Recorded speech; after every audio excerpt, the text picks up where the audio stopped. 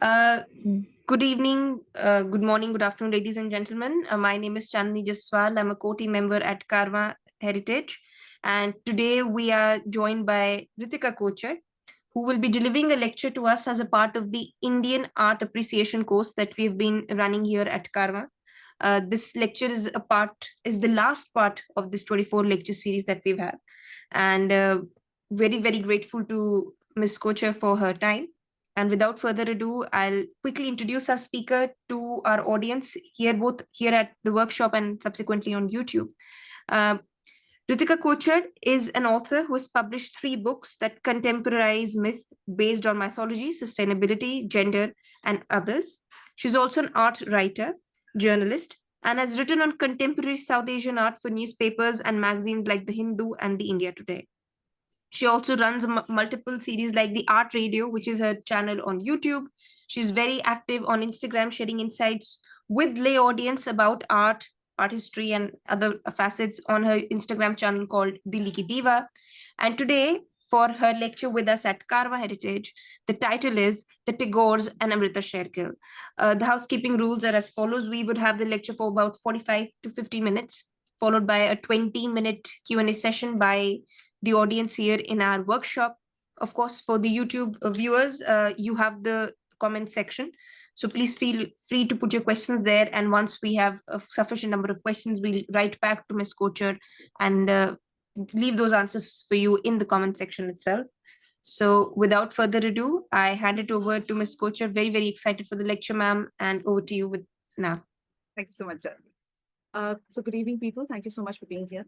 Now, this talk on the art of India's independence is looking at 5 members of the Tagore family and Amrita Sher-Gil.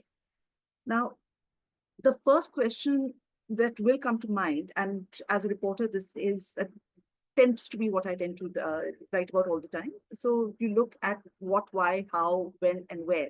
Why are we studying these people? What did they add to India's independence? Where were they doing this from? Who were these people?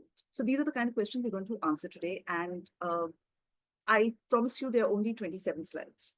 It's not going to be very long, but the first 10 slides are going to be giving you a little bit of background. So stick with me for that. Now, in this presentation, I'm going to be covering about 100 years of Indian history, as well as Indian and international art movements during that period. But what I can promise you is beautiful paintings. That is not in doubt. I've already been introduced, so I won't get into that. But the reason I like the Tagore so much is because they have taken a combination of the history of India, the myths of India, international art movements, and brought them all together. And when I look at art today, whether I look at the past of Indian art or I look at the present of Indian art, I'm looking at it from the lens of these people. Mainly Abanindranath Tagore, but also Rabindranath Tagore, Gaganendranath Tagore, Sunyani Devi, the sister of Gaganendranath and Rabindranath Tagore, is not as famous, but she's still extremely important. She's known as the first modern Indian woman painter. And then we get to the person I'm fiercely proud of as an Indian. This is Amrita Sher-Gil, who died at the age of 28. But she's not only taken her place as one of the great avant-garde painters of the world, but even today, she is so valid that in 2023, her painting, The Storyteller, sold for 61 crores. Today it's been replaced as the most expensive painting of an Indian artist ever by M.F. Hussain.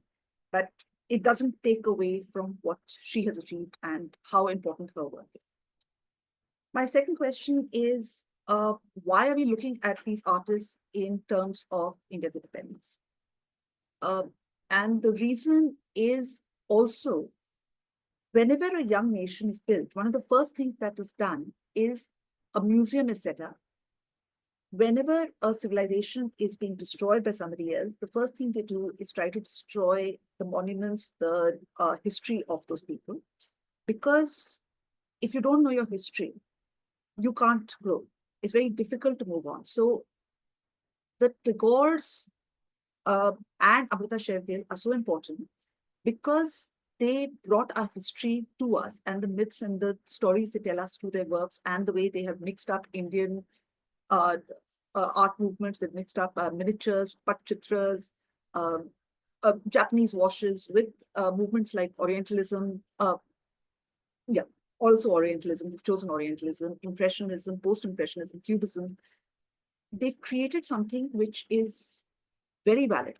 Now, some of them are not as well treated today as they should be. And in particular, I'm looking at my favorite in the middle, which is Abhinandan Tagore and the Bengal School of Art, which he started.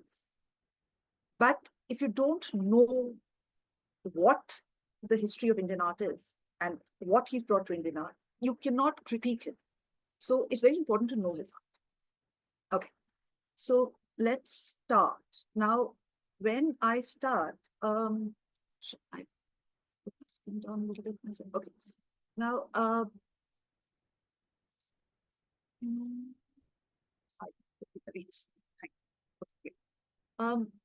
now these artists do not exist in a vacuum. And there are other important artists as well who surround them and who are as important to India. And in 1972, the government of India passed the Antiquities and Art Treasures Act. Now, the act bans the movement of antiquities and certain artworks to outside the country, and it named 9 artists who are related to the national movement, whose works are Indian national treasures that if sold in India, cannot leave the country. The interesting part of this is at least one of those 9 artists is a Russian citizen, and a lot of his work is there. At least one of the artists has written the national anthems for 2 different countries, and his works are present in both those countries. And at least one of those artists is part Hungarian and spent over half her life in Europe. So a lot of her work is brought. So this is a vain attempt to keep these artworks here. So what it ended up doing is it's decreased the international exposure and recognition, and subsequently the value of their work, but it is an unthought out move as well. So we know the artist who's created the 2 national anthems, and I'm sure we all do that. So Amar Shonar Bangla for Bangladesh and Janagana Mana for India. So Rabindranath Tagore or Gurudev, as I've got to call it now. So who are the 9 national artists of India? So Raja Ravi Verma, the earliest artist and extremely important. None of what we are talking about can happen without talking about Raja Ravi Verma. Died very young, in his 50s, but extremely important. Gurudev, who was a Nobel Prize winner, dramatist, poet, director, actor, dancer, most importantly an educationalist, freedom fighter, although his politics didn't quite match with other people's, and artist, but he only got to that in the 60s. Gaganendranath Tagore, his nephew, who was the first Indian cubist, also a caricaturist, and also one of the founders of the Oriental School of Art, or the Bengal School of Art as we know it. Abanindranath Tagore, or Aban Babu, and I'm saying that mainly because he was known as that, but also because it's very difficult for me to pronounce his name constantly, and I have been caught by a lot of Bengalis. The founder of the Bengal School of Art. Nicholas Roerich, a Russian citizen, but also a Nobel Peace Prize nominee, and his work is extremely important to India. Nandlal Bose, a student of Abu Babu's, but the illustrator of the Indian Constitution, the pioneer of contextual modernism, the chancellor of Kala Bhavan in Shantiniketan, and somebody who brought a lot of our myths to life. Jamani Roy, who who revived the Kalighat Patuas. Sellers Mukherjee, an abstractionist, not quite as famous, and Amrita Sher-Gil, who in 28 years of her life managed to create a reputation for herself that we are discussing repeatedly. Let's look at their work. Raja Ravi Verma, Rabindranath Tagore, Gaganendranath Tagore, Abhinandan Tagore,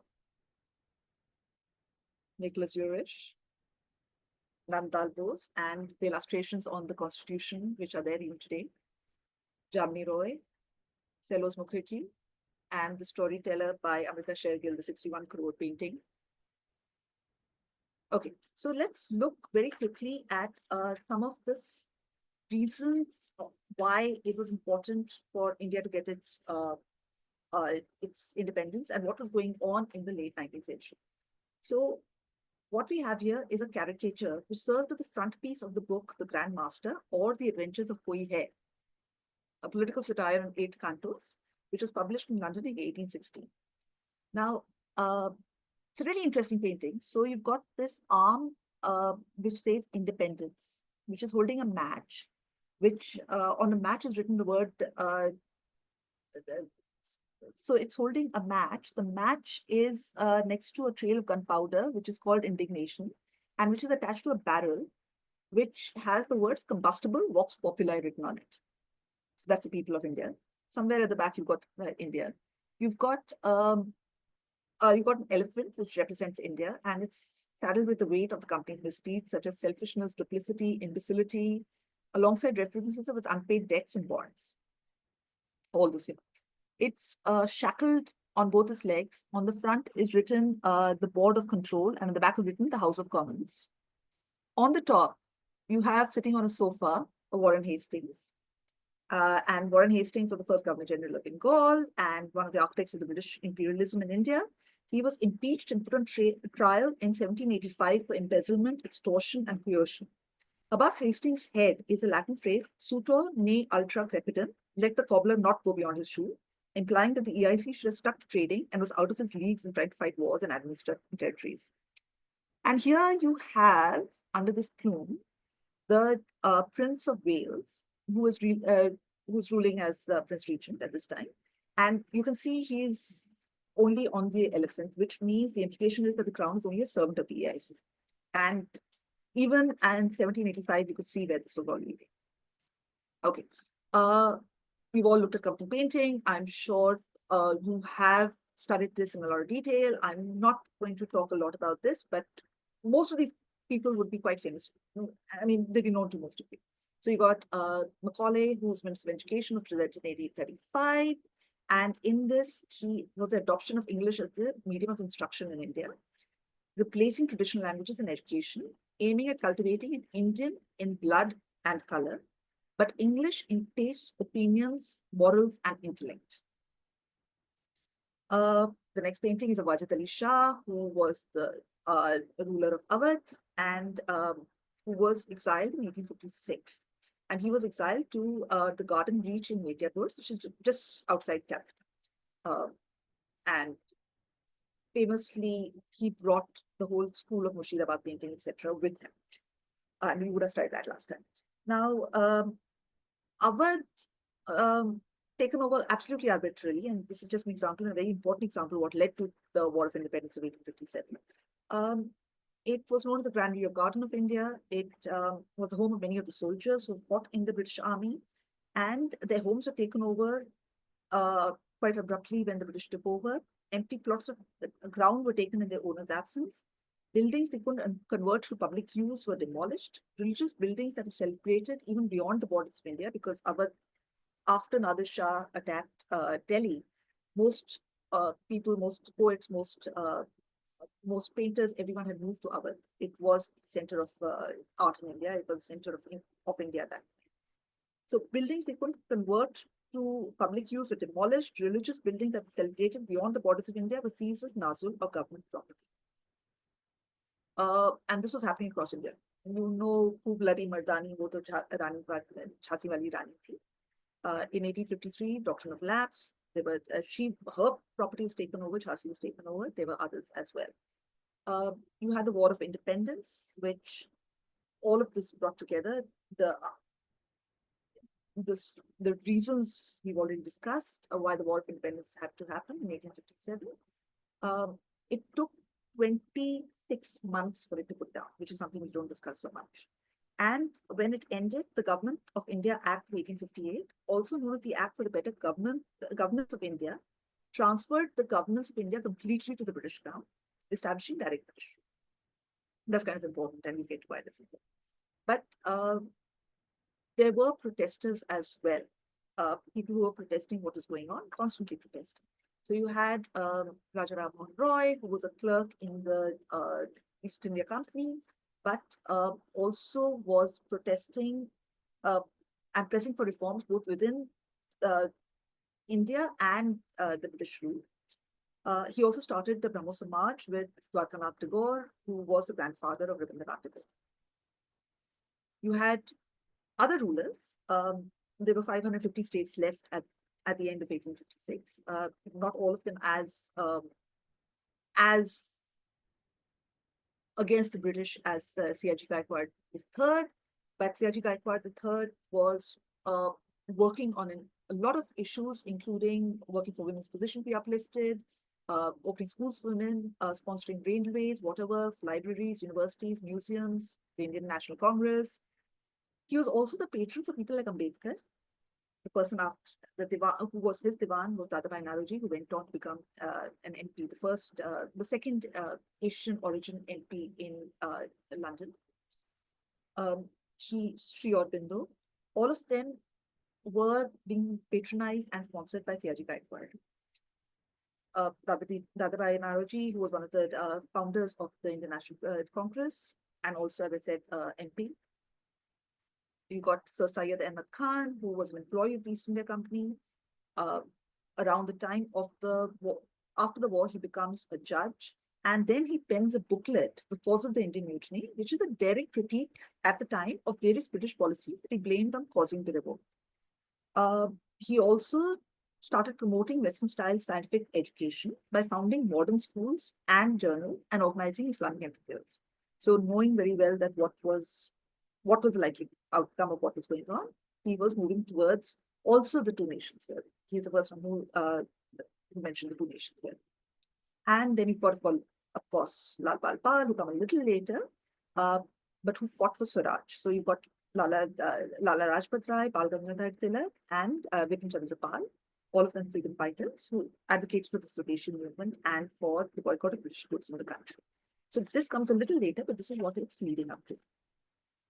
Now, this is the political scenario. Now we've got something which was directly connected to the arts and the governance of the country. So in 1851, you've got the Crystal Exhibition, the Crystal Palace Exhibition at Hyde Park, which is in London. And this is set up by Prince Albert, who led the Royal Society of the Arts. And the main point was to display the latest developments in engineering, science, and the arts, as well as objects of cultural significance from Britain and abroad. Now, other colonies got to set up their own pavilions. The Indian pavilion was set up by the East India Company. And it was represented by the East India Company, and was set up by James Henry. And as you can see, among the displays was the Kohinoor diamond. There were clothes being displayed. There were books which talked about the various styles, the various cloths that were coming out of India, the various textiles that were coming out of India. You had bejeweled elephant designs being shown. You had thrones being put out. The whole thing was so appreciated that the press, the people, everyone they would line up outside the Indian Pavilion. It was the most important pavilion of the entire Crystal Palace. And British goods, in contrast, looked extremely poor. What this ended up doing very quickly was that the British set up laws where the import of textiles from India was stopped. What they also did was establish the Department of Science and Art. And this is the biggest bureaucratic organization in the nation at that time, with the goal of utilizing Indian and Oriental design to raise the standard of British-made goods. What they also did, they set up what then later on became the V&A Museum, and along with it, an art school where things were being taught. You keep all these products that were brought to the Crystal Palace in the V&A and alongside your art school. But in India, 9 museums are set up. And the idea was that you have Indians, you show people from the start of the product to the end of the product, the entire, how it's made, what is the best product that can produce, etc. And the idea was that things would be produced, which could then be sold abroad. So they set up 9 museums to showcase local crafts. They had plans for more, but Among the ones they set up was obviously the JJ School of Art, the Madras School of Art, the Calcutta School of Art, and Lahore was Mayor College. And the Calcutta School was established in 1854 as a school of industrial art, and later on renamed the Government School of Art in 1864. So that's 10 years later. And the original principal was Henry Overlock. He stressed the idea of imparting art education along the lines of South Kensington, which is in line with JJ School, etc., which was based on European art being held up as your as as an idea of what is ideal art. However, he was replaced by a gentleman called Ernest Binfield Havel, who moved to the Calcutta School as the superintendent in 1896 from Madras. Now, Havel famously he put emphasis on the Indian style of art instead. He brought in Abhinandan Tagore as the vice principal, and for a very short time as principal, he helped set up the whole Bengal School of Art. And later on, he committed suicide, but that's not something we know much about. So Havel ended up being extremely important to this whole idea of the art of the universe. What else did we have at this point? Let me look at in terms of art. So you had what's called the cult of the picturesque, which is a characteristic phenomena of late 18th century England, where people would marvel at the beauties of the rude and wild aspect of nature and fascination for local manners and customs towards particular disposition. Sounds like a big word for Orientalism. Okay. Now, this extended to India very much because you could find nothing more picturesque than, as you can see, women dancing in public places, which look nothing like the public places or the temples in which women would be dancing in actuality. But hey, Tilly Kettle was here to titillate the people he'd be selling his paintings to back in England. He was not here to tell the actual truth. Let's look at this other painting by Thomas and William Daniels, which is of the eastern gate of the Jama Masjid. Now, I don't know about the rest of you, but I live in Delhi. I have never seen the Jama Masjid so empty, with only a couple of people at the bottom. Maybe, and very politely, there are people walking at the bottom. There's no one in the Jama Masjid. Today, if you go to the Jama Masjid from morning to evening, it is just filled with people. Since it was the biggest masjid in the whole of Asia at that point, there's very little, and the whole of Chandni Chowk was outside, and the Red Fort was outside. There's very little doubt it was as filled with people even at that. But for the Orientalists, it did not suit them to show anything except a place which looks like exotic, long forgotten, picturesque ruins, because you can't say that people are living there. Otherwise, how can you get in there? And you happen to know that the sepia tones don't hurt in all of this. Equally, when you had pictures of natives, they would look exotic, not connected to the local people at all. So therefore, the British had to be there to help these people, help the natives who these princes and princesses could not connect to in any way. In the realm of the Oriental and the exotic and the picturesque, you also have these company-style miniatures of 5 recruits to a British Indian military unit, which will give you an idea of what they would wear, the different kind of styles of what they would wear, the way they would look. Again, very nice, but rather exotic and Oriental. You had something which is very helpful at that time, getting news out to as many people as possible, which is the printing press first coming into India. You had, in 1840, you had photography coming to India first time. So almost as soon as it occurred in the rest of the world, photography had come to India. And here, the first daguerreotype in India, which is of the Sanssouci theater in Calcutta. And you can see, again, it looks extremely Greek, was produced. And here you have a photograph. So when you had photographs, what was being shown at the back was the blowing up of rebels by guns in British India. So this was taken by a Russian journalist who'd come down to cover, who'd come down also after, in the aftermath of 1857, and had stayed on. And Then you have what I can't avoid talking about, which is Raja Ravi Verma. So he's very key to one of the best examples of the fusion of European academic art with a purely Indian sensibility in iconography. Now, also, another thing which he did was he made affordable lithographs of his paintings available to the public. He opened his own printing press. And this brought, it also started a case, but it was also important because it brought uh, gods and goddesses and paintings into even barber shops. Now, for me, one of the most important stories was Siaji Gaikwad III, who invites Raja Ravi Verma in 1881 to paint his investiture painting.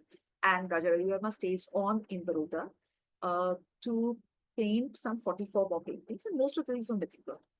Now, he convinces Siaji Gaikwad that the newly built Lakshmi Nivas Palace should be open to the people of Baroda, and in the Darbar Hall, these paintings should be displayed.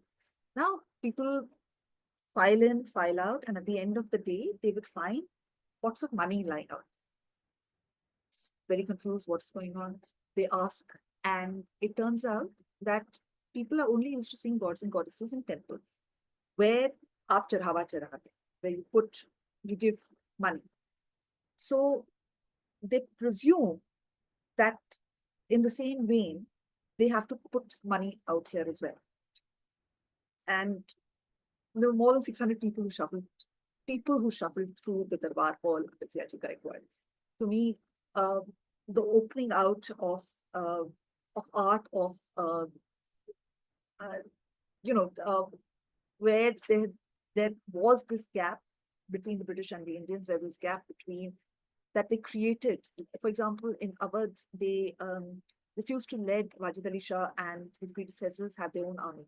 So perfectly good rulers weren't allowed to be in touch with the public. So people like Siaji Gaikwad, who had the money, were trying to change that perception and also change what was happening at that time. Okay, that's a little bit about what was happening in India. Now let's look at some of the movements that were happening around the world at that time. So, and you'll see why I'm bringing this up, because it's extremely important as we go along. So what was happening mainly in France, let's be honest. So, well, also England.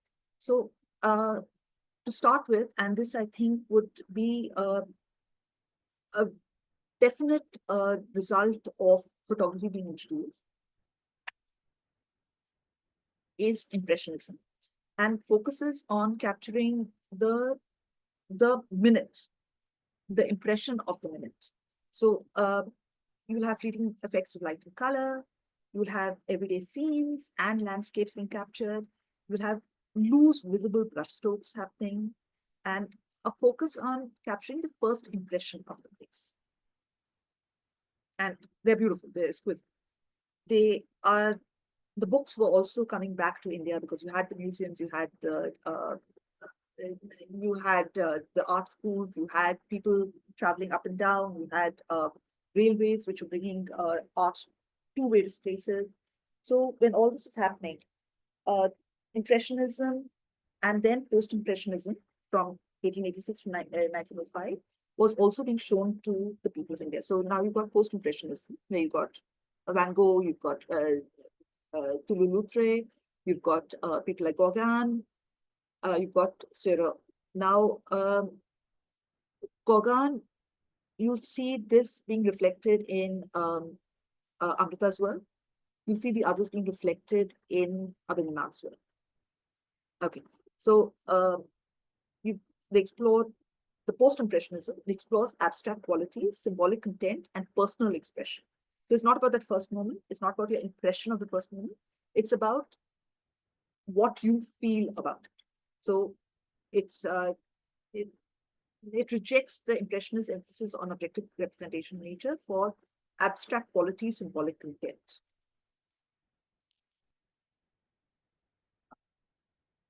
And then you got the rise of Cubism, which here I'm just showing you the first painting which gave rise to the school of Cubism, which is Pablo Picasso's. And he actually encountered African masks. As you can see, direct representations in this work and he encountered African masks in the Musée d'Ethnographie Trocadero in Paris. And it profoundly impacted him, this encountering these masks, and he says it reshaped his perception of art. He later described this experience as a moment of awakening, stating that African art has the power to strip away superficial layers and reveal deeper truths about the human condition. It emphasized spiritual and symbolic dimensions, using bold lines and shapes to express universal themes. Now, those of you who know Indian art and who know that in many of our, uh, whether it's in Himachal, whether it's down south, masks play a very important part in our traditions and processions as well. And the jatras were something which were, I mean, in Jorasanko, in Thakurbari, where the Tagores live, jatras were an important part, as were kirtans. So they were seeing all this, and there was this mishran, the coming together of European concepts mixed with what they were seeing around them.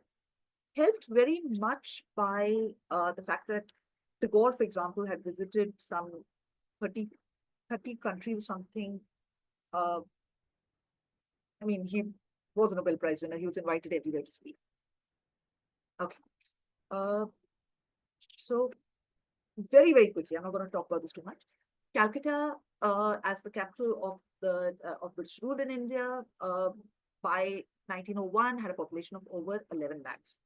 This was mostly in the north of Calcutta, not so much in the south where you had the big mansions of the British. But this was, people were coming here to work, so they had to work in English. They were leaving their native states, they were coming this side. So they were crowding on top of each other. There was a very thick population out here. You had, at this time, also by the British, of course, but it is important. You had the discovery of Ajanta and the Ajanta and Ellora caves. You had Harappan civilization being discovered. You had Gandhari sculptures being discovered. And all of this also gives rise to a feeling of nationalism, of look at the beauty of our culture. But equally, you had, say, while we are in Calcutta, you had the traditional styles morphing into something new to please the people who would be buying them, which would be the babus and the sahibs.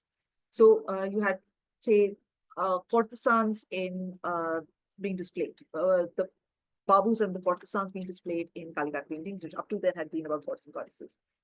A very famous case was in 1873, the Tarkeshwar murder scene. And this was as good as a soap opera, and many Kaligarh painters followed it. And it was about, so there's this young government employee, and his wife, young 15-year-old, and when she goes back to the village, because while the husband is at work, she's living in the village, her stepmother and father allow her to be seduced, and by the Mahant of the Takeshwar Mandir. And her husband comes back, tries to get her away. Mahant has a lot of people under him, they can't get away. Finally, he cuts off her head.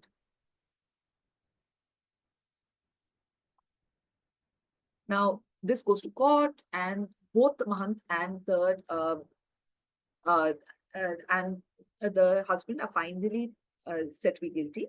But again, it becomes about how the British will treat our systems and customs.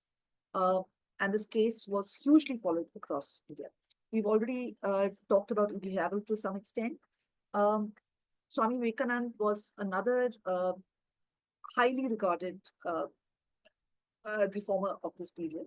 And not only did he go to Chicago to talk, he was also talking about bringing back Vedanta into the Western world. And he was talking about contemporary Hindu reform movements and the development of nationalism.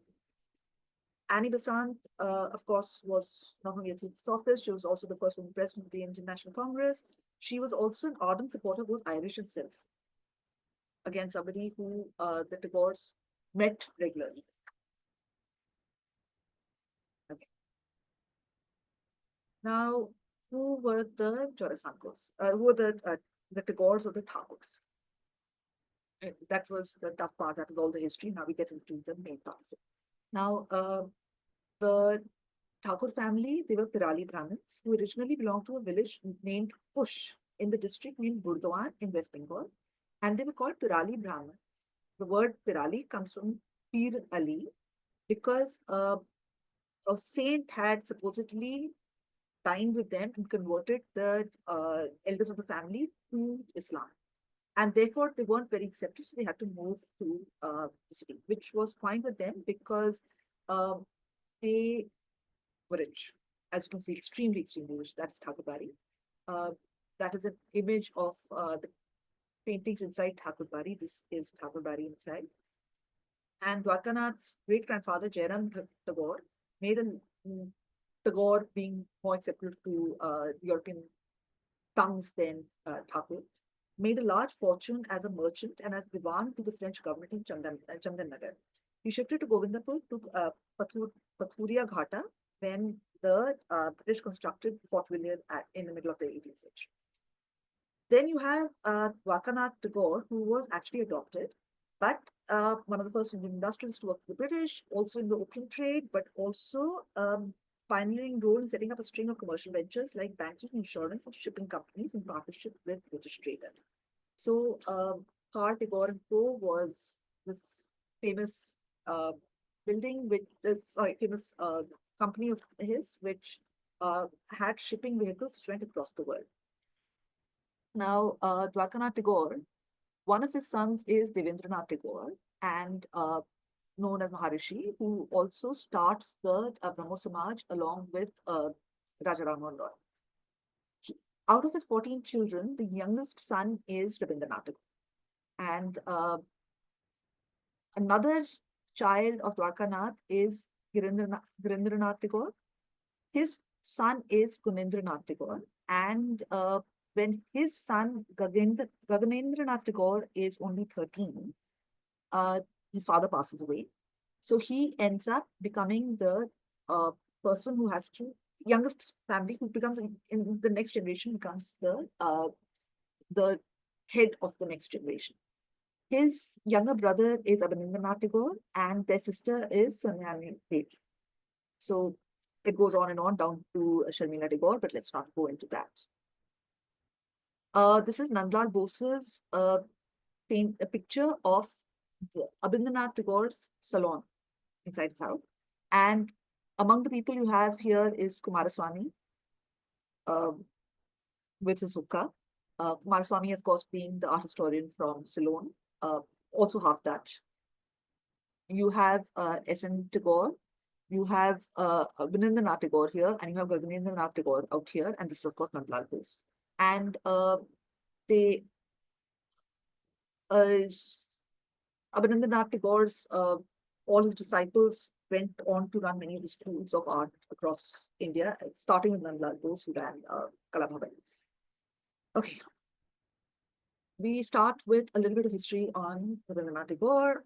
I'm not going into it in much detail, but I mean, half of you probably know more about Rabindranath Tagore than I do. So Gurudev was the younger son of Rabindranath Tagore, who was the leader of the Brahmin Samaj. He was educated at home. He starts writing poetry at the age of 8. He releases Bhanusimha, which is a poem written in the Maithili style. And people presume it's a long-lost classic. He is barely 14 at this point. He also releases first short stories and dramas under his real name. By the time he is 18, sorry, he's 16 at this time, so he goes to 17, he goes to become a barrister. And 2 years later, without becoming a barrister, he returns home, but having studied a lot of the British novelty and wanting to combine with Indian traditions, which is fantastic because you find this across Jawaharlal Nehru, Mahatma Gandhi, all of them, they have to go abroad to find their roots. Okay. He returns to India to manage his family estates and write and travel. Between 1878 and 1932, Tagore sets foot in more than 30 countries on 5 continents. He also starts an experimental school in Shantiniketan, which tries to put the Upanishad ideals of education into play, which is the ashram of Shantiniketan. By 1913, he's won his Nobel Prize in Literature. He uh, his views on the national movement are he feels that we should allow the British to rule and at a later stage look at self-determination. He denounces the Swaraj movement, but at the same time, he denounces European imperialism. Uh, so his at various times his views are different, but because he is bringing out so much writing, there is so much newsletters been coming out, so many books, etc. He is extremely important. He So in 1915 he is knighted. In 1919, after the Jallianwala Bagh incident, he renounces his knighthood. In 1916, after being knighted, he escapes assassination in San Francisco. By 1918, he lays the foundation stone for Vishwa Bharati. And after that, it's very important. Vishwa Bharati becomes the most important thing in his life. He is trying to raise money across the world to fund Shantiniketan. He is 60 years old when he takes up drawing and painting. And his first public exhibition is 9 years later, to give you an idea.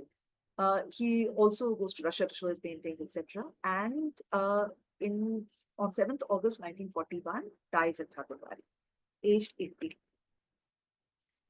However, this is Rabindranath Tagore, so although he wrote successfully in all literary genres, he was first and foremost a poet. And his paintings were done on the sidelines of his diaries.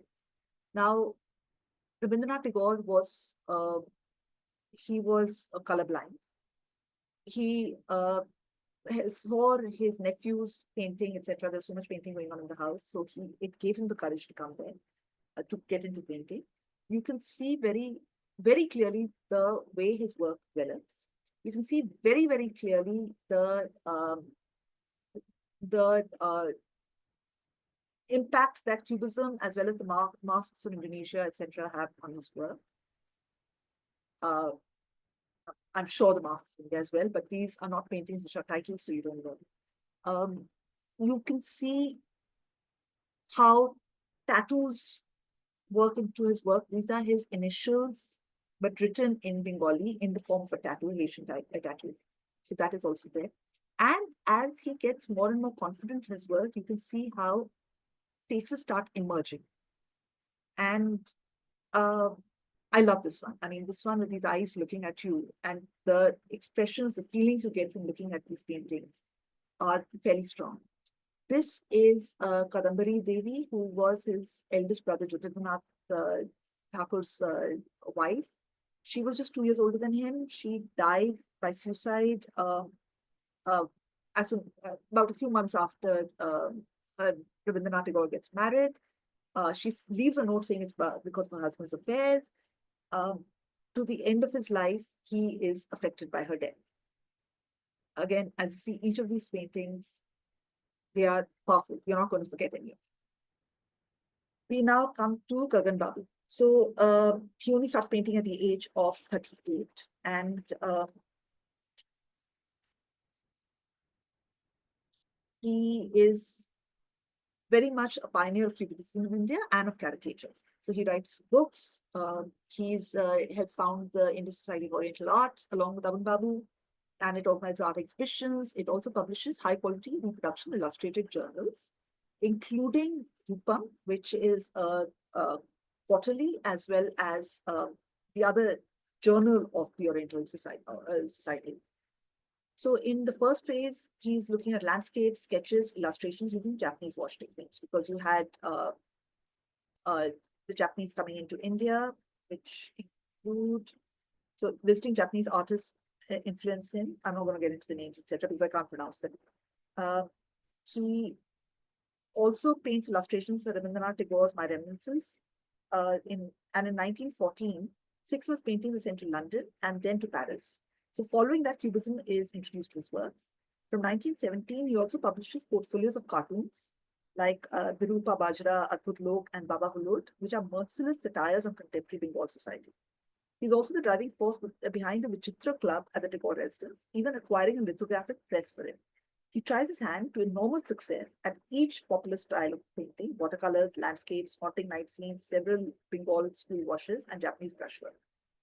Uh, he then gets paralyzed, has a paralytic stroke because by this time, the Thakurs have lost almost all their money.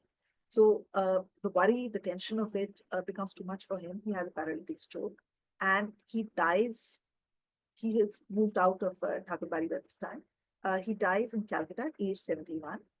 And during his paralysis, Aban Babu, with whom he shared the South Terrace and where they both used to paint all the time, he stops painting during his sleep until his death. So some of Gagan Babu's works. So you've got one of his earliest from 1912, where he does an illustration for Rabindranath Tagore. You've got caricatures. This is The Rising Son-in-Law, a criticism of bright burning. You've got this beautiful Pratima Visarjan, which is a Japanese wash technique. And it actually is in direct contrast to a company painting on the same topic, but in complete Orientalist style, which shows this as something weird. In this case, you actually feel, and this is why I love this painting, you feel a sense of devotion, and you see the people hanging out of the windows to look at it. You see the people lining up on the streets. It's a very different kind of atmosphere that he is providing. He's also doing a lot of cubist paintings, and he's also designing um, the and painting the the theatrical the sets for Rabindranath Tagore's productions. So you've got these which are very obviously from theatrical productions and incredibly beautiful cubist work. You've got his Himalayan landscapes. You've got his illustrations for his books. And I hope you can see this more than me, because this is a really beautiful painting at the Victoria Memorial used in a book called and this is one of the myths, and it's called Satvai Champa. So Champa, who has the 7 brothers, and it's a beautiful painting. So you now come to my favorite, Aman Babu. And the reason why he's my favorite is because uh, he takes what is miniature art and combines it with myth, etc. and unashamed combinations. And he's winning awards after awards for doing this. He is teaching at the Government School of Art. He's becoming the vice principal there. He is producing a whole new bunch of people as a teacher. As I said, one of the very important things is, okay, I'm just going to quickly look at what the question is. 2 minutes. Gosh, I'll have to miss Anani Devi and get to Amrita Sher-Gil altogether. Okay. Okay. They are the building of the Taj, last days of Shah Jahan, both done in which win him awards. And as I said, he's starting various schools. He also later becomes the vice chancellor of Vishwabharati and dies at the age of 80. So you've got that Amisarika, which is on and this is a direct combination of a miniature painting, Pahari miniature painting, but you've taken out the entire background, which is just made black to increase the strength of it. You've got him producing a calligraphy, what looks like a Muslim calligraphy, on a painting from Krishna Leela, but it is in Bengal script. You've got this incredible painting of Shah Jahan looking at the building of the of Taj, which has people from different. You can see the Hindu, you can see the Muslim, all of them. You can see the vigor of this painting versus this of the end of a civilization and the sadness of this. You've got his work on the Jatras. You've got Sinbad the Sailor. You've got his masks, which are phenomenal. You've got this painting, which is in this beard. You can see Rabindranath in this hair and the beard. You can see Rabindranath Tagore as a stooped man. So when you look at it, it's really interesting. Rabindranath Tagore as a bowl, which kind of set the mood of what Rabindranath Tagore is looked at as in India, this Swami, and the Kakum Kutum toys, which are made out of waste. Okay. So Nelly Devi, evidently we don't have time to look at her. She first modern painter of India, uh, takes patua, etc., and mixes it with Japanese wash to produce a very different, naive style. Untrained artist, but phenomenal. And not enough written on her. Very little written on her. So if somebody does want to do some work on her, that'd be great. And we come to Amrita. Now, Amrita Sher-Gil is now her father, who is the prince of Majid, of a place called Majeethia, is involved with the Gadar party and is his money is taken away from him. He is given money only by his brother to flee to Hungary with the family. So Amrita or Dharma Amrita is born in this. Thank you. So she is born in Hungary. She is 8 years old after World War I when the family comes to India and lives in Shimla, and the family returns to Paris when she is 16, where she completes her 60 paintings. So painting Young Girls wins the gold medal at the 1933 Paris Saloon, where she's elected the youngest ever member of the Grand Saloon. She's also the only Asian to receive this honor. In 1934, she returns to India and travels around Ajanta, Ellora, South India, etc., and wins a gold medal. She also meets Jawaharlal Nehru, sets up a correspondence with. She also holds an exhibition, lectures in Lahore. She had long been in love with her cousin, Victor Egan from Hungary. He now moves to India. They get married. Her mother does not approve. She wanted her to marry a rich person, a nobleman. By the age of 28, she gets gastritis and peritonitis. She may have been pregnant, may have added to it. She dies at the age of 28. She's on 5th December 1941, which is just 4 months after Rabindranath Tagore's death. Victor is asked to report to a prisoner of war camp, but the family vouches for him. He does not stay in the prisoner of war camp as a Hungarian, because that's an enemy country. The family between Victor and the parents denote 91 paintings to Jawaharlal Nehru, who then creates the NGMA around the collection. The storyteller sells for 61.8 crores in 2023. She's still relevant. The only person who I can claim is still relevant out this year. So you've got these incredible paintings. This is when she was still in Paris. This is the famous one that wins. And then you see the difference to what she does once she comes back to India. So the colors change to miniature colors. They look like miniatures, but miniatures from inside a woman's part of the house, which is not shown by any of the male artists. All these paintings are of the internal part of the house, which are phenomenal. This is the last unfinished painting which she was working on when she died.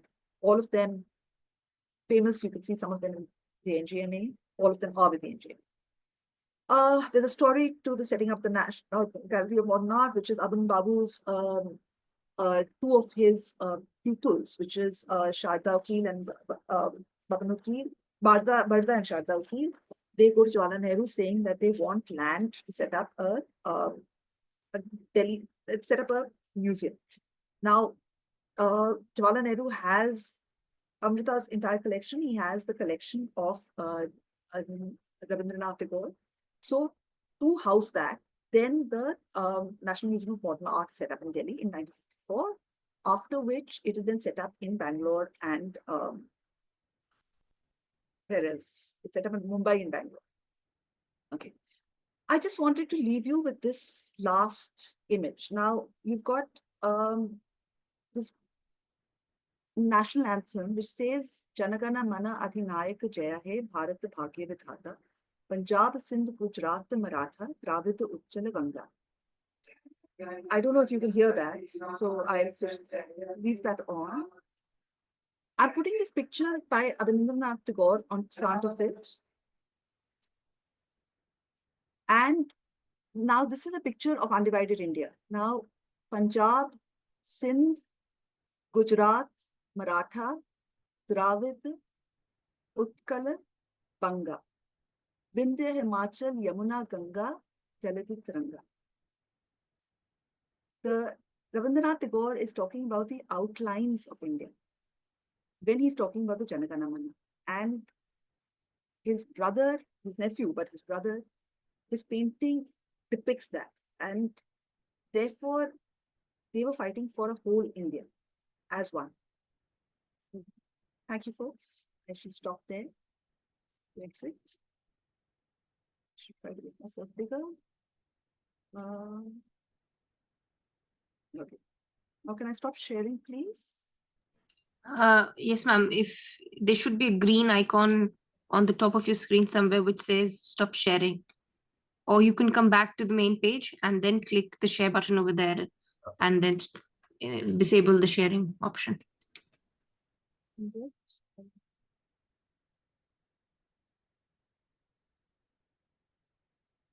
Here.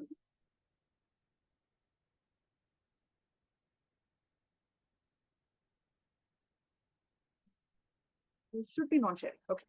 Cool. We can still see the images, ma'am, that you shared on Abhinigaya. I'm okay. I just, if you can stop sharing for me, that'll be great. I'm trying to do that, ma'am, but because you're the co-host, I don't think I have the option to do that from here, but I'll try. I don't have the option, ma'am. Okay, now you should.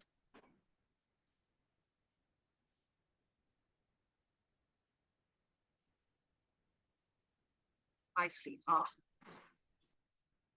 Okay. How do I get out of this?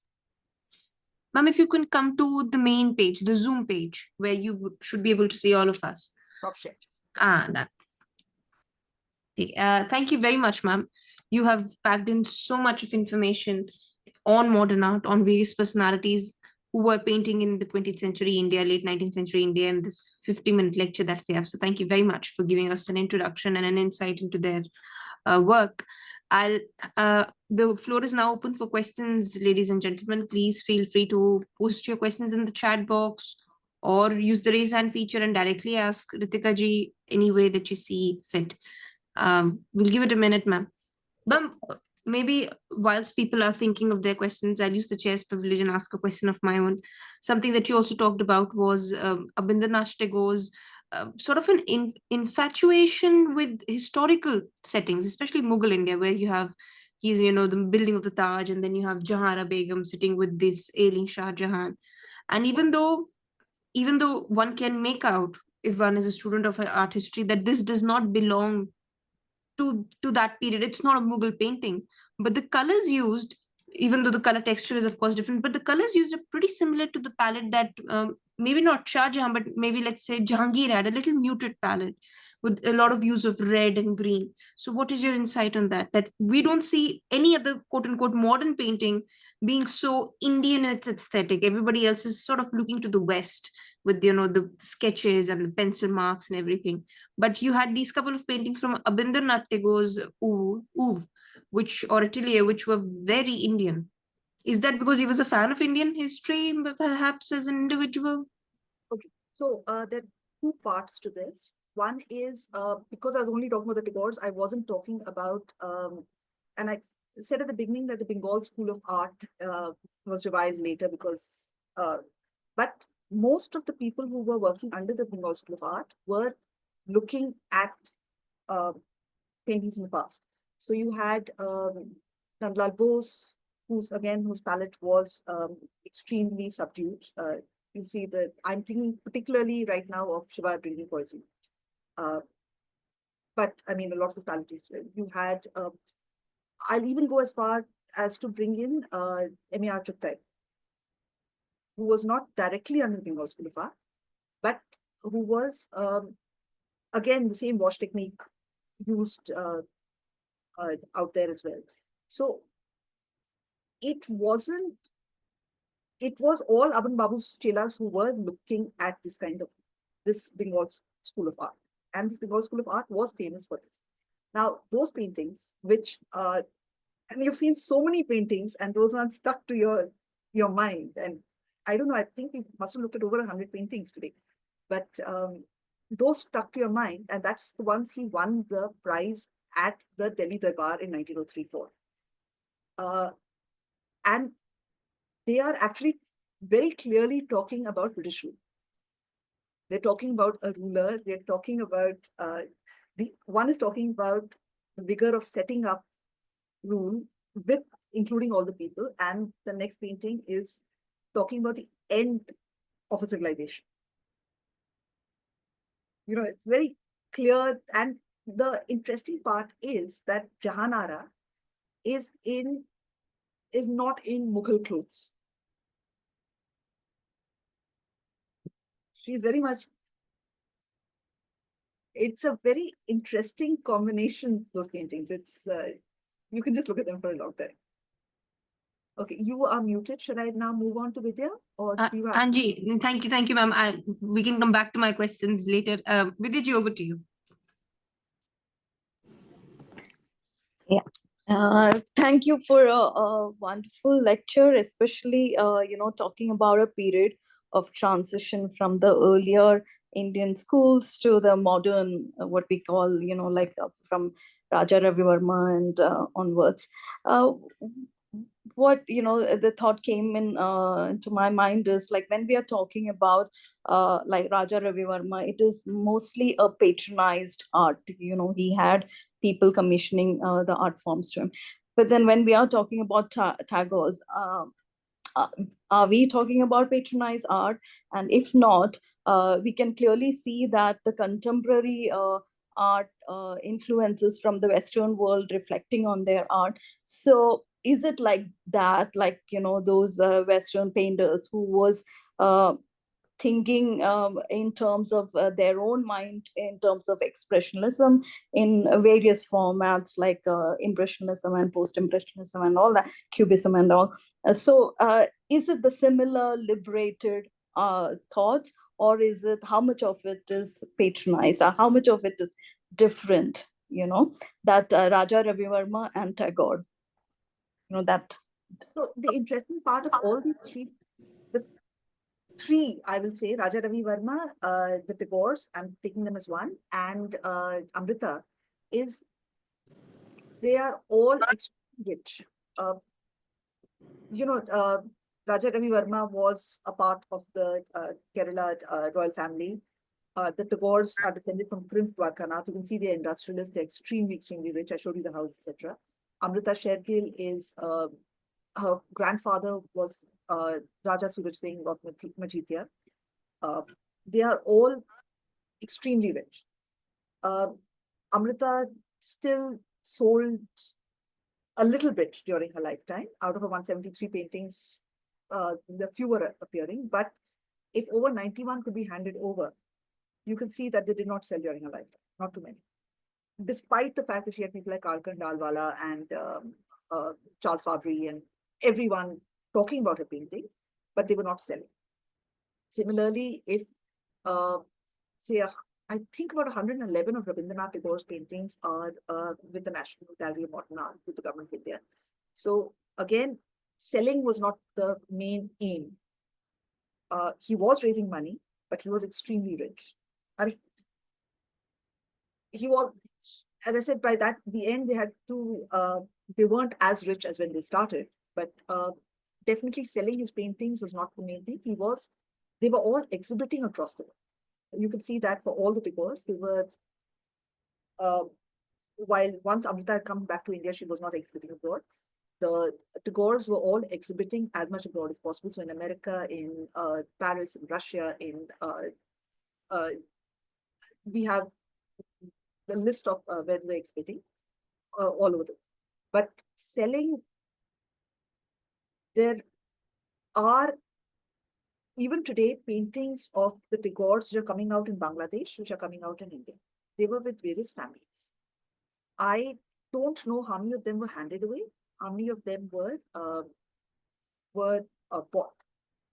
Now comes your question of Western artists, and there were artists like Vincent van Gogh who did not sell during their lifetime, but that is not true of many of the Impressionists, many of the Post-Impressionists. They were selling extremely well. Picasso was selling extremely well as a cubist. They had patrons, they were selling their works. Not all of them. As I said, Vincent van Gogh, we know for a fact, was not selling as well. But they did not have the money that luckily these particular artists that we are talking about had. Does that answer the question, or is there another question with you? Yeah, that actually brought in an interesting angle, because in the case of Raja Ravi Verma, we can see that he stuck to the traditional format. So in his life, he was, though initially supported by the king, the next king who came in, he lost favor with that. And so he needed those money. So when he goes to Baroda and all that, he did need other patronage. You can see that he was really not within the inside circle of the royal family. Later on, though, his granddaughter became the queen of Travancore. Like, whereas that liberty can be seen with Tagore and of course, she being later in the this thing. My question is also about getting that liberty to break those shackles of being patronized by the kings, or like such influences, but getting out of that frame and go and paint the normal people, or the life around them, having that liberty. So would you say that so probably Tagore's and others had those liberty, and that are reflected on their painting, not so much of this patronage and that forced to being to follow a particular line of work. But all of them, so one thing is, and I've noticed this in India especially, I don't know about the rest of the world so much, but in India, teaching becomes a way to keep your painting going. There are very few artists even today who can make a living out of painting. But teaching, and you would have seen that Rabindranath Tagore was an educationalist. Aban Babu was an educationalist right from the start. They were doing that and raising money for that. Raja Ravi Verma, despite the fact that he was, and you're absolutely right, he was looking for patronage, but at the same time, it wasn't like he needed the money to live on. And he was using the money to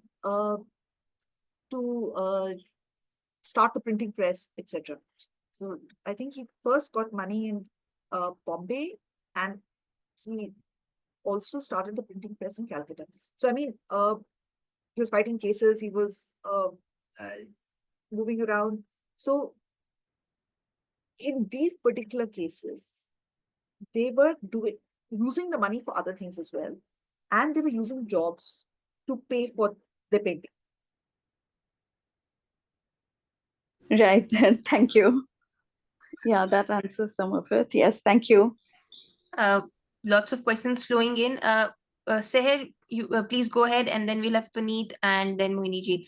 Please, dear audience, please note that we had asked for a maximum of 1.5 hours from a speaker. So should we have follow-up questions, please send those to me via WhatsApp, and I'll forward those questions to Ritika ji post the session. So, but just I think we've had her for 1.5 hours now. So 10 minutes, 10:30 was our upper limit. So we'll have one question each from all our audience members, and then we can have follow-ups thereafter. I hope that works for everybody. So Seher, please go ahead, and then we'll have Puneet and then Mohini. Thank you, Chandni. Thank you, Ritika ji, for this wonderful presentation and your insight on the modern art. I must admit, modern art is my Hercules heel, and I hail from the subject of history, field of history. So closer we move to the contemporary times, the more I feel out of water. I have a couple of questions. I have a couple of questions, but keeping in mind of your time and everyone else's, I'll keep it short, and you can choose to answer whichever you have the time to answer, and rest we can take it up later.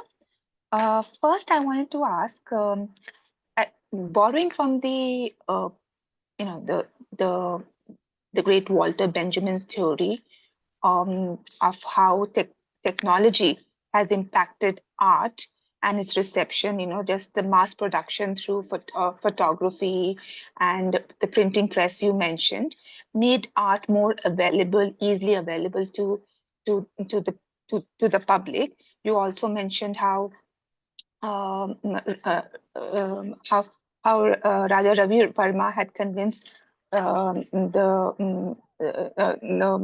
ruler of Baroda to open up exhibitions, make it available to the public. So I wanted you to comment on that. What, in your opinion, I mean, we've had some marvelous lectures, and it has covered a vast period of time and from past to present. And we've known that art was something which was exclusively meant for the elite, inner clique. It was only for the rulers, or at best his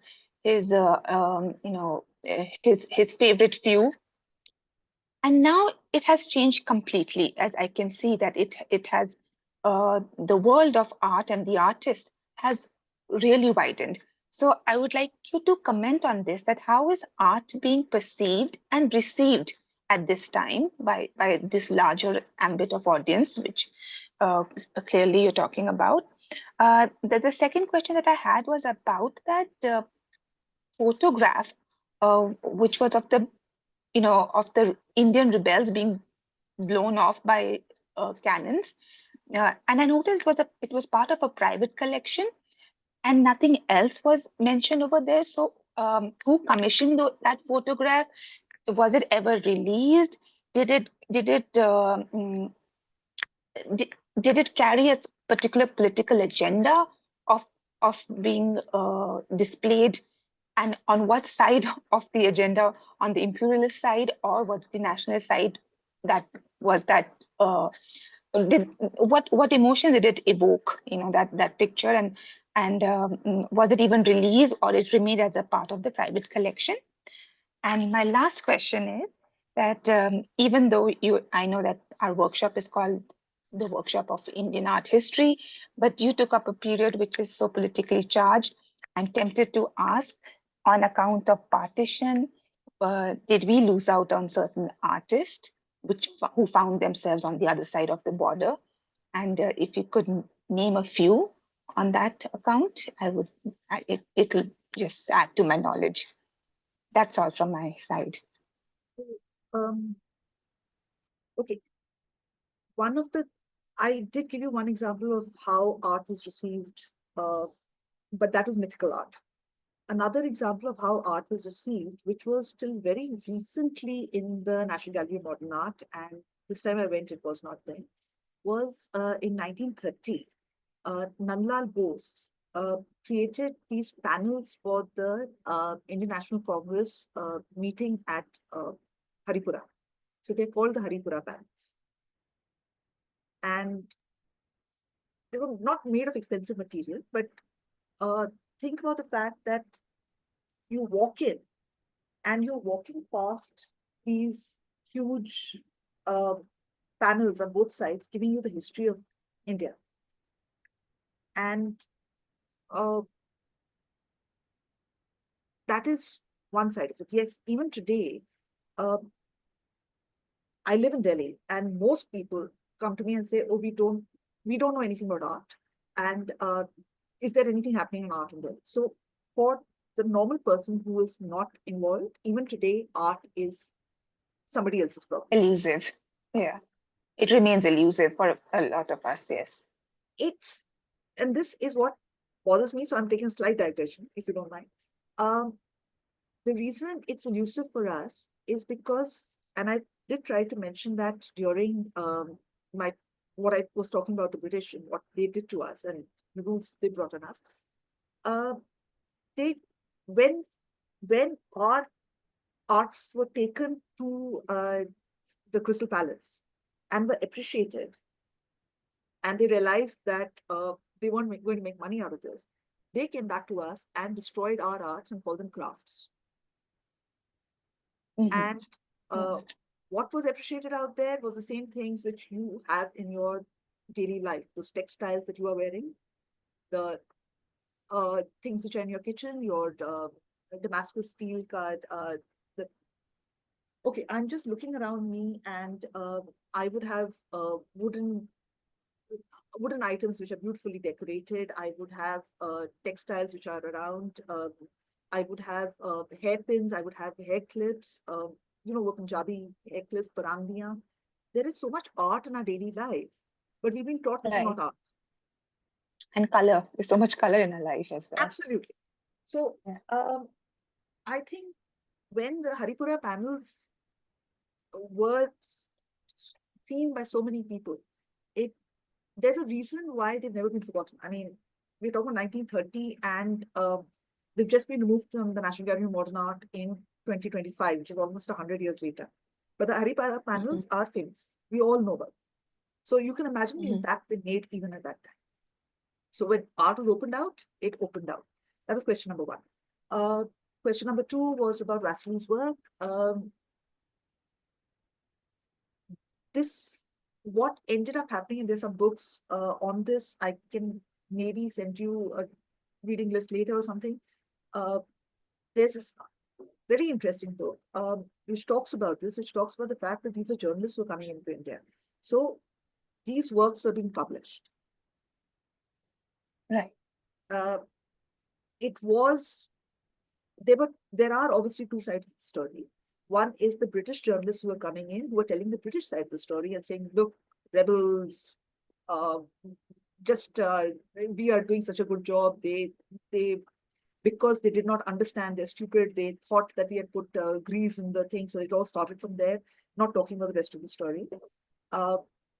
So there is that side of the propaganda, which is being told in Britain, obviously, and has come down to us as well. There is also other journalists who are coming in and taking back photographs.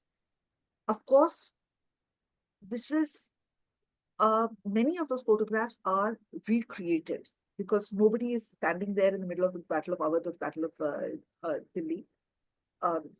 These are being recreated. Photographing it. Yeah. Right. Yeah. So things being put together, paintings being taken in, stories being told, things which never happened being put into photographs.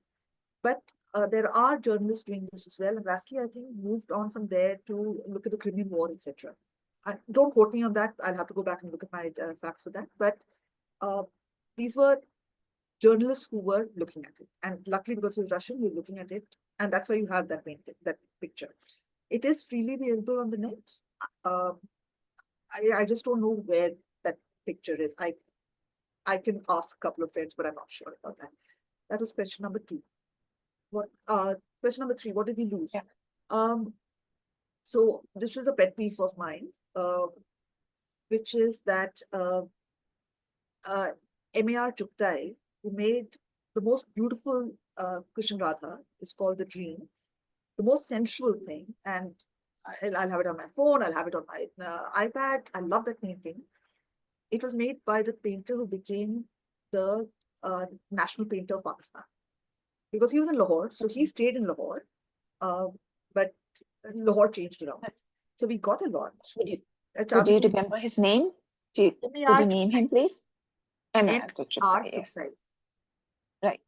So wherever you go, whether you go to the Chandigarh Museum, you find Chuktai in Chandigarh, you find it in Baroda, you find there will be one Chuktai ubiquitously hanging in all the museums that I've been in.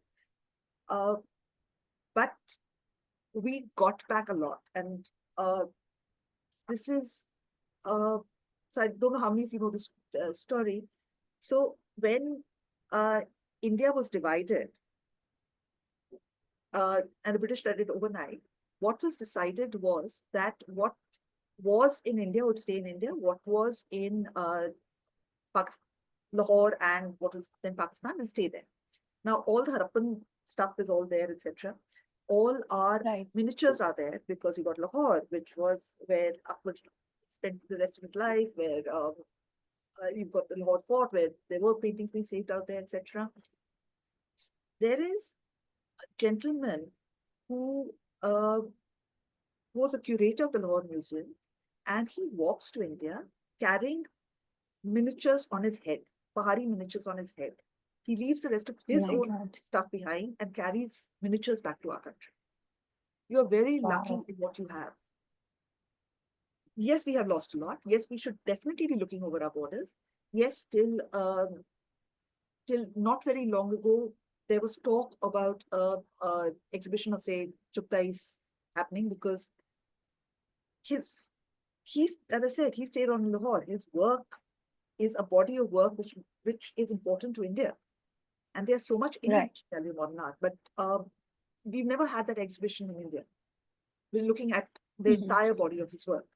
So, but what you do have, and a lot has been taken out of the National Gallery of Modern Art recently, especially around partition, etc. So I would suggest that you go look at the museums you have while you can and enjoy them. Right. Okay, so Yeah. And there's, I mean, yes, you did. Thank you so much. And on this topic, it's something which I can talk about for hours, but I'll stop at this point. no, I won't hog all of your time and make room for my other participants. But thank you so much for your insight, and I'll remain hopeful for a future that sees collaboration between the two countries, and we can have, maybe an exhibition across borders of the work. So I'll end at that optimistic note. Thank you, Seher. Dear audience, we are already at the top of the 1.5 hours that we've taken. Ritika ji, if you could allow 5 more minutes, 5-minute extension, so that I we can thought you take. had said 5 more questions. I was like, We'll no, just 5 more minutes of your time. no problem. And No problem.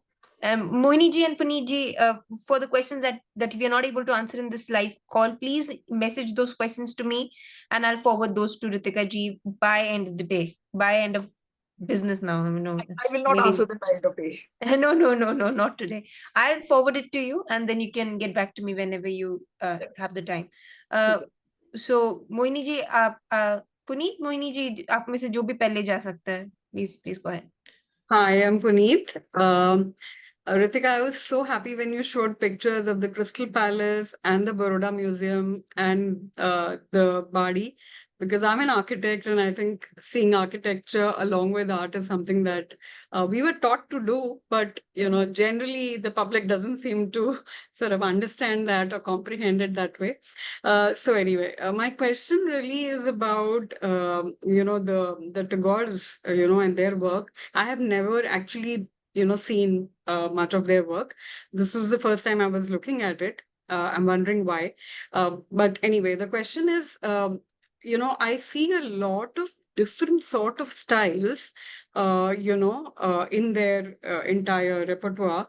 Which is very, one doesn't normally see that, right? There is a certain style that an artist picks up and then it evolves, a little bit, but more or less it kind of stays similar throughout their lifetime. But these guys, I mean, if we didn't know that these were all done by the same person, you can actually, you're pretty likely to think that they were done by different people. So, what do you think sort of what changed at that point? Because even now we see artists like Atul Dodia and Manu Parekh, their work seems to have that sort of, like a variety of, styles, in the last, whatever, 30, 40 years or 50 years that they've been painting. So if you could just, from your experience, what do you think makes that happen? What triggers it? So What does not trigger it? we're Yeah. not talking about Gurudev, we're not talking about Suneni Devi, because their No. work is more or less Yeah. in the same realm. True. What you're talking about are Apan Babu and Gagan Babu. And I also showed you the picture of Nandlal Bose, the salon. And I think, given that Gagan Babu's style changed after he went to Paris and saw Cubism for the first time, and then he tried to make something new, I think it was the variety of people and the variety of conversations they were exposed to. And also the fact that they were running illustrative journals, which meant that you have to, if I think of somebody like, say, Naman Arora, who every time we bring out a new issue of Marg, which he is the editor of, he's talking about a different topic.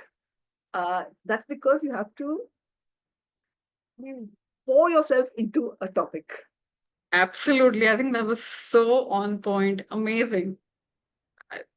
Absolutely amazing. Yeah. Thank you so much. I think that's very enlightening. But what do you think, can be done to expose artists today? Because I think it's so exciting to see, the same person doing so many different things. Is there sort of a lacuna in the way art is taught, or people just kind of, because something sells, so they tend to then repeat it? What's from your experience the reason for this? Because exposure wise, we have enough, right? We now that we have the World Wide Web, people travel a lot, there's a lot of exchange of ideas. But I don't see the dynamism that I see in these works. A very valid point. I have written about this again. For me, what it is the failure of pedagogy. You are not being exposed. Your teachers are not Aban Babu, who teach you to look at so much that you turn into Nandlal Bose, or KG Subramaniam, who is working on toys, who's working. I mean, look at the Kutum Katum toys, which then come into KG's work, which comes into Ramchandran's work, which all the, they're exposed to seeing their teacher do this, and it starts coming into them. Vireshwar Sen, sitting in Lucknow, head of the government of a thing, but also Bengal school, and he's taking things there. But in today's age and time, I don't know whether we have that.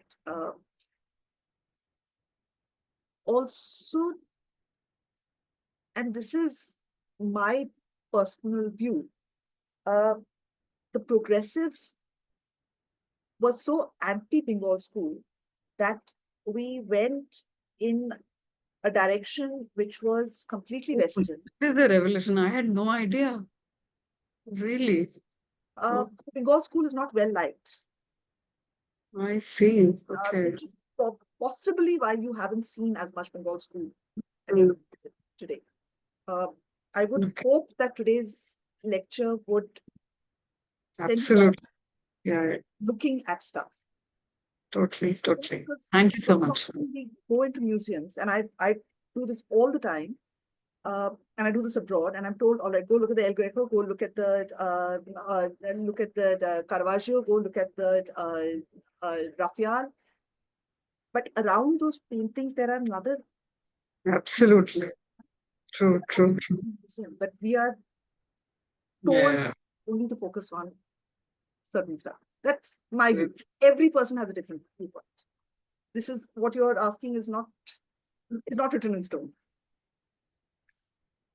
Thank you so much. I won't hog much time, but this was really insightful, and thank you so much. Thanks a lot.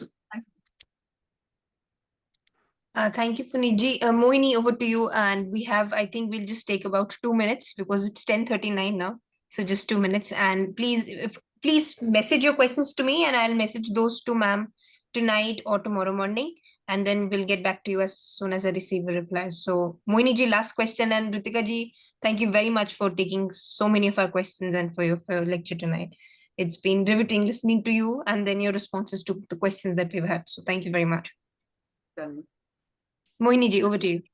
Yeah. So, Ritika, please, if I may ask, I have other two questions which I'll send to Chandni, but my question that I would like to hear point of view right now is your point of view on the difference between influenced by, inspired by, and copying. And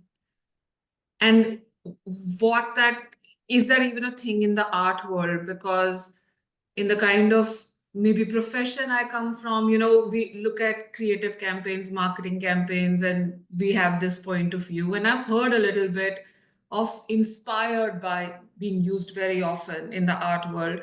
But I was listening to what you were mentioning about Picasso and the abstract school influencing the Tagores and Amrita Sher-Gil, and its thought came to my mind of how the art world sees this. And that's going to be my last question. And thank you so much. It was absolutely enriching and enlightening today. So I had actually asked somebody I had a lot of respect for, a gentleman called Dr. B.N. Goswami, an art historian. And because I wrote down his answer, I kind of have that. I don't remember the exact words. I can go look it up, but I can try to say what he said. So he says that everyone starts from copying. That is point number one, which is essential. And if you go to look at Picasso's museum in Barcelona, you'll find that by the time he was 14, he was incredible. He was doing the most incredible paintings in the classic style. And then comes the next stage, which is what BNG says that in Germany, there's a phrase, which you couldn't remember the actual phrase, but it says, kill your father. Which essentially, it sounds terrible according to BNG, but it essentially means you take what you've been taught and now turn it around, break it, do whatever you want with it. And you go much beyond what your father taught you. And that is essential. And that, I think, is something that we're seeing in these works. You're seeing, so for example, the Abhisarika painting. And I love that painting. And you know, we've all seen the Abhisarika's painting in Pahari miniatures. And the Molaram painting, they're classics. And he's taken out the background and made it so much. He's kept the Abhisarika. So you know he can do the painting. But it's become so much more terrifying because there's no background.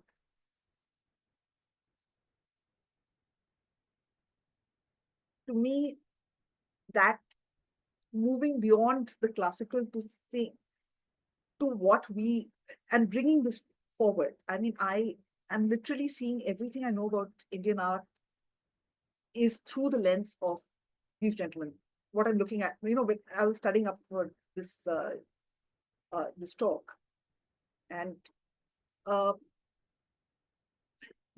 problem is twofold. One, there is a lot of literature on these people.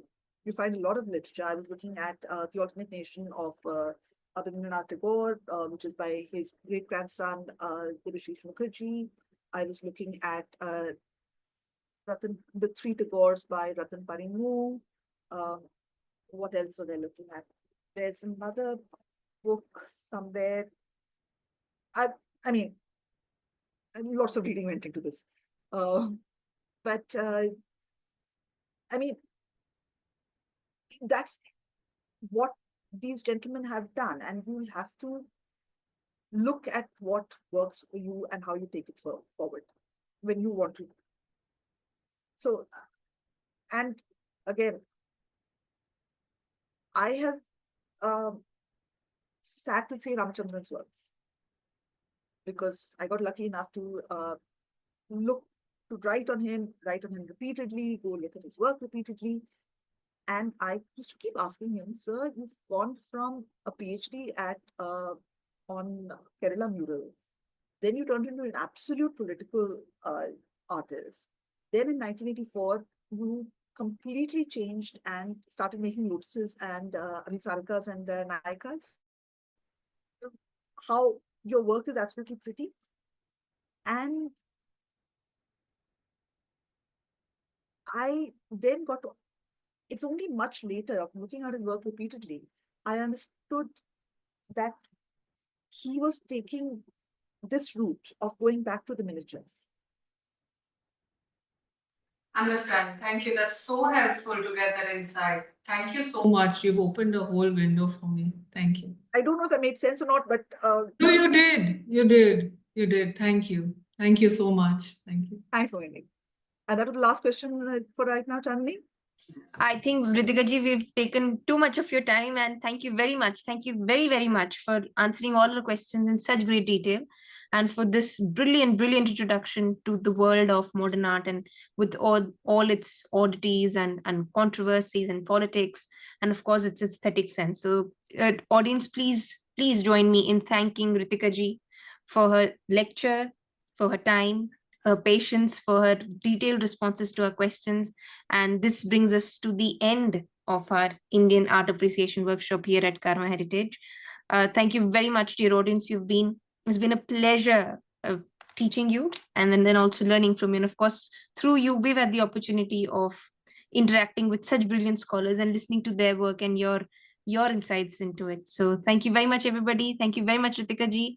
I'll end the recording here, and we'll call it a day. Thank you very much, everybody. For organizing this. Thank you, guys. You've been an amazing audience, and thank you for those questions, which actually showed that you were listening in. So, see you. Bye.